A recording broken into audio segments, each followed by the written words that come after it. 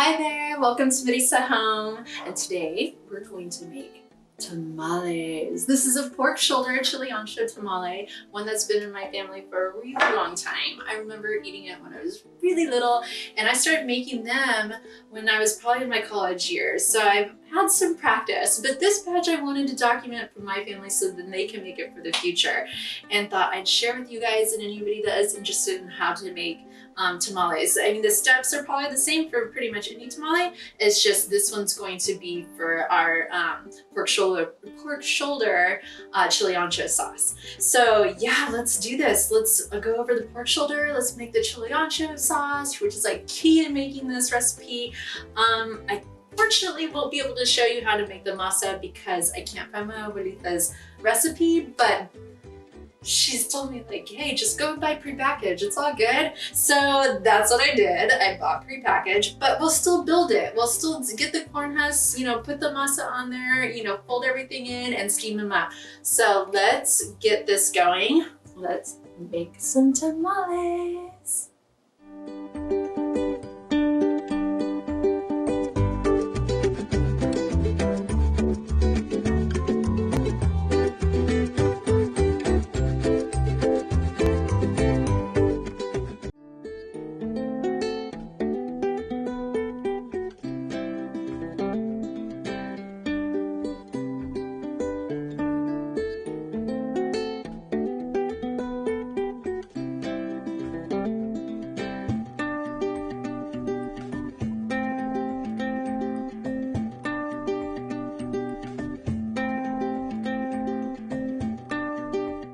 All right, let's start making these tamales. First up, soaking the Chile Anchos. You're gonna want to soak all the Chile Anchos in as much water as needed to cover them all up.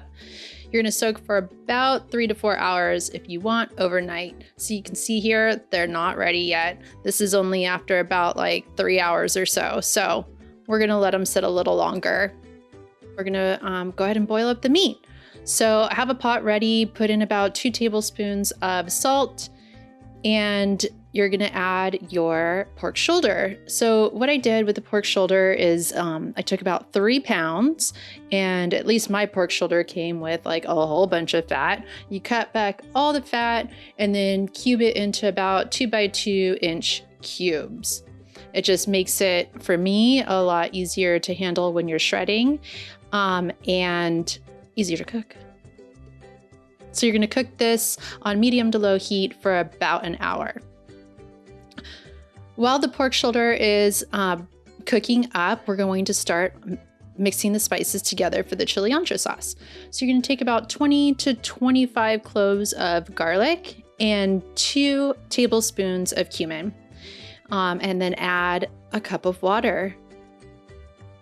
And you will blend this up in any kind of handheld blender or whatever you got. You just need to get this combined. Combine this up and then set it aside until the Chile Anchos are ready. So by now the pork shoulder should be cooked all the way through, and now it is time to shred. This is a very, very laborious process when you do the 2 forks, but this is how I grew up doing it. This is how I know it. This is the texture I remember. So this is the way I'm showing you.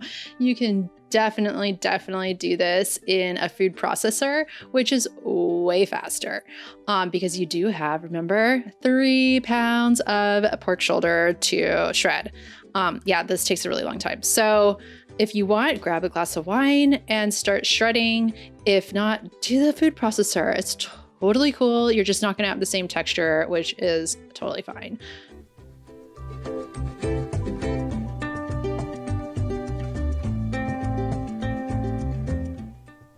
Once all of the pork shoulder is shredded up, go ahead and, cover that puppy up and set it aside when you're ready to add the Chile Ancho sauce. Next up, we're going to make sure that the corn husks are prepared. There's not much to it, but you don't want a dry, stiff corn husk. So we're going to soak them in water, just as much water as you need to soak all of the corn husks. Now you won't use all of these corn husks, but it's very important to soak them all because not all corn husks are going to be usable. So you want to make sure that they're at least there for you. The chili anchos are now ready. You can see the change in the color. It's a totally different color and texture, way softer. So in order to prepare the chili anchos, you're going to want to remove the stem, all the vein, devein it, and then remove all of the seeds. You don't want any of those components into the sauce. So I find that dipping it into the water is a really easy way to get rid of a lot of those seeds. And then I just have the blender here right next to me. So we can just stuff those in there and get ready to blend it up once we've completed all of this. So yeah, again, just take your time and, you know, enjoy the process. Remove all the veins, the seeds, the stems, and there you go. So repeat until they're all done.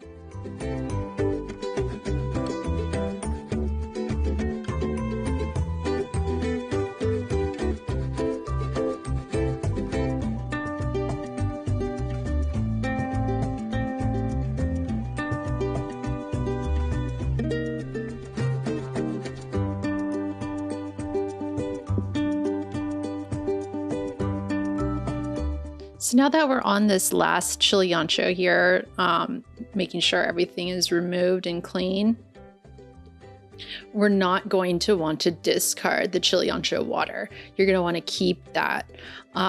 We need that just in case when we cook the meat with the chili ancho sauce, that we have the extra water in case we need to add more moisture. So let's go ahead and drain out the water from the seeds because we don't want the seeds in the sauce. And once that's all drained, we're going to keep the water to the side for whenever we need it. So don't get rid of the water.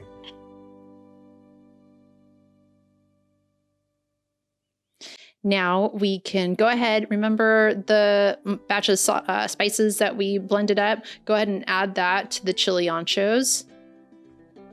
So we can blend up the sauce and make kind of like a paste. It's going to be pretty thick, but that's okay. We've got that water, the chili ancho water, to add later to thin it out. And then go ahead and set that aside. Now it's time to prepare the skillet to combine the chili ancho sauce along with the pork shoulder. That's what we've been working towards. So we're going to take a cup of lard and melt it down. I love my cast iron, but you're just going to want a really big, like deep skillet. Because remember, you've got 3 pounds of pork shoulder. Go ahead and add half of the chili ancho sauce to the lard and heat that up and combine it just so it kind of mixes together. It starts getting warm. I wish you could smell this. It is amazing.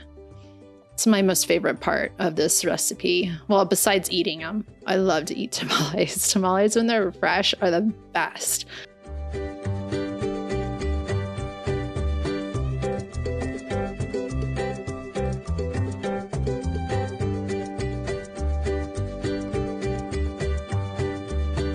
Oh, so therapeutic to just combine this stuff together.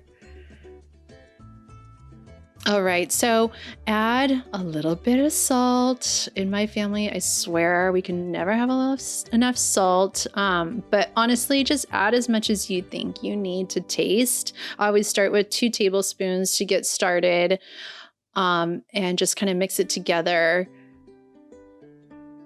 And then add the pork shoulder. I had the pork shoulder in the refrigerator, so we definitely want to heat this up.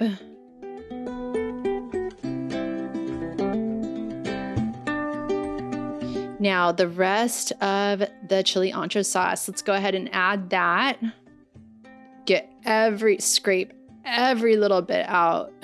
You work so hard for it. Don't discount yourself or shortchange yourself. Mix it together.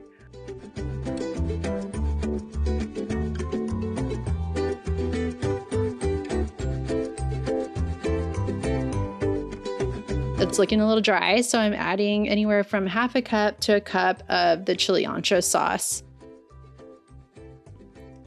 And mixing that together. And just make sure it's moist, you know? You don't want the tamale to dry out when you actually steam them later. So you do want this to be on, not liquidy, just not dry for sure. And you're going to want to cook this for about 10 minutes just so it's heated through. And go ahead, like I said, there's always salt in my family, so go ahead and add a bit more salt. See what you think. But this is the time, honestly, this is the time to add any more salt and cumin that you think is necessary. And really, the only way to do that, right, is that we're going to have to test it. Duh. Can't just make something and not taste it throughout.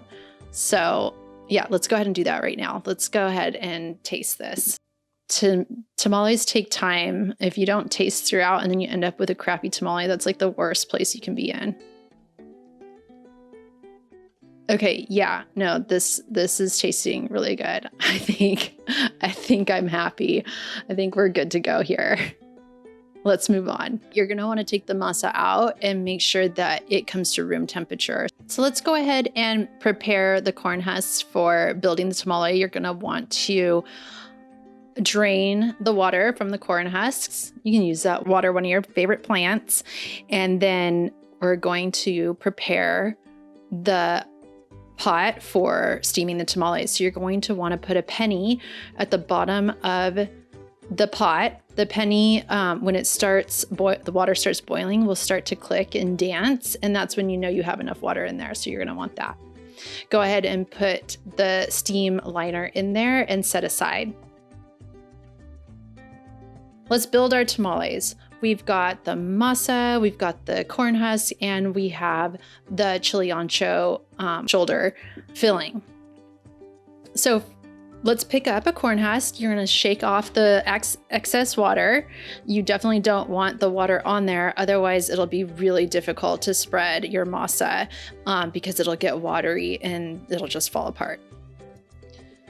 So take the corn husk in the center of your hand, and you're gonna take a large scoop of the masa. I like to use the back of the spoon because I use that like as a spackle to spread out the masa.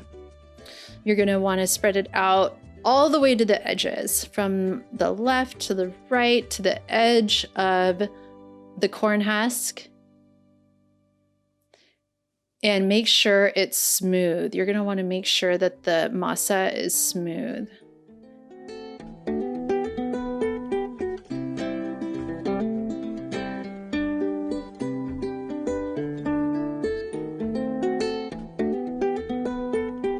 And then take the masa, if you need a little bit extra, that's totally cool.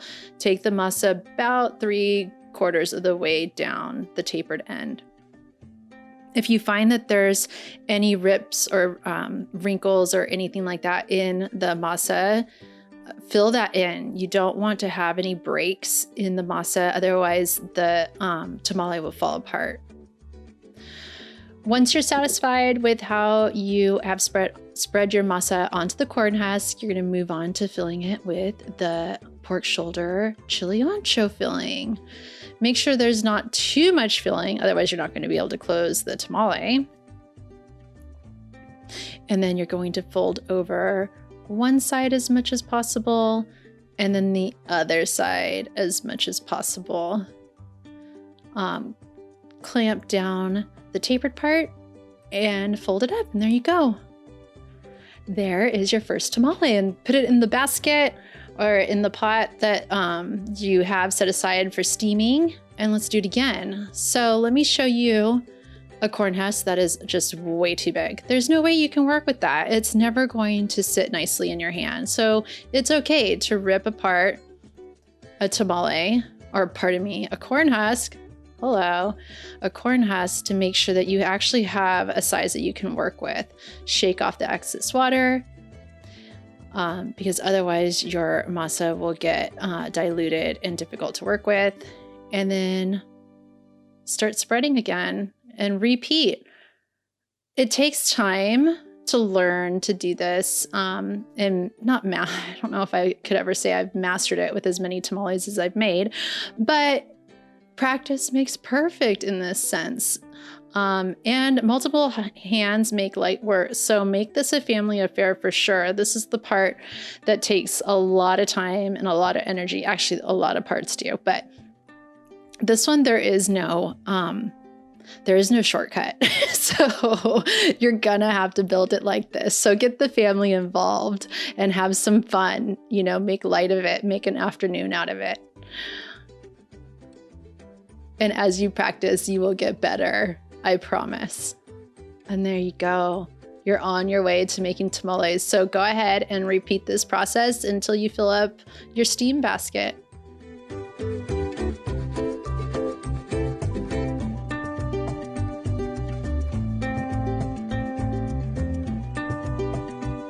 Now we're ready to steam the tamales. You're gonna wanna bring the water to a boil and then cover the tamales with a towel. That allows the additional moisture from the steam to be soaked up instead of going back into the tamales and making them soggy. Medium to low heat for about 30 to 45 minutes. I don't know if you heard the penny clicking in the bottom of the pot, but that means that there is enough water. If for some reason that penny is not clicking, then you need to add some more water. So a little tip, have a kettle with some hot water ready to go in case you need to add more water. And when you do, you're gonna wanna remove the basket of the tamales and add the water directly to the bottom of the pot. About 20 minutes in, when you check your tamales, you're going to want to see if the masa is starting to peel away from the corn husk. That's when you know that these are cooking through. See right here, you want a steady flame. I cannot stress that enough. You need a steady flame to have steady boiling. Otherwise, your cooking time is going to be skewed significantly.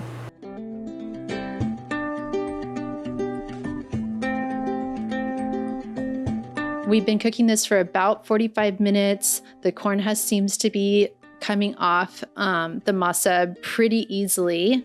So I think these are done. Oh my gosh. Yes, let's check it out. Let's pull this one out. Oh my gosh, fresh tamales are my favorite. Look at that. Yeah.